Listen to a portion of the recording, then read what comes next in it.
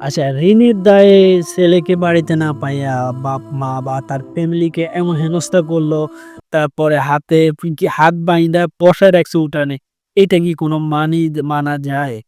যে এ সে ও ওনার সম্ভবত ওনার ছেলে ইটের কারবার করতো। তো এখন অনেকজনের টাকা নিয়ে এসে বেঁকে গেছে। তো এখন ওই পার্টিগুলো আইসা কি করতাছে? তার বাড়িতে হাঙ্গামা করতাছে বা তারে নিয়া তাদের ফ্যামিলি বাপ আছে, মা আছে, যারা আছে তাদেরকে হেনস্থা করতাছে। এখন আমার কথা ওটা হচ্ছে যে, তোমরা যখন টাকা দিছো, তোমরা কি ফ্যামিলিতে জিজ্ঞেস করছো?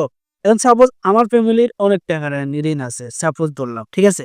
এখন আমি কি ওই ঋণটাকে কি করার সময় কি আমি কি আমার থেকে সম্মতি তোমরা নিছো?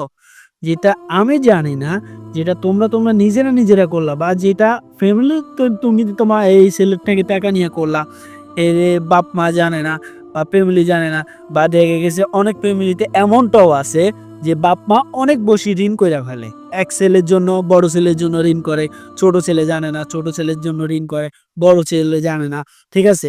মানে যার জন্য করে, যারা করে তাদেরকে দোষ না দিয়ে আপনি সবাই এলোপাতাড়ি ধরলে কি হইছে? যেখানে এই জানে না, এই মুরুব্বিটা জানে না, মুরুব্বিটার সাথে এমন অমানবিক কাজ করাটা কি ঠিক হইছে?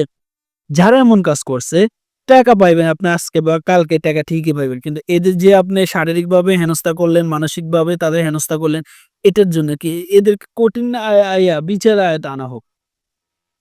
আর মানবতা বলতে এখন দেশে কিচ্ছু নেই ভাই। মানবতা উইঠা গেছে।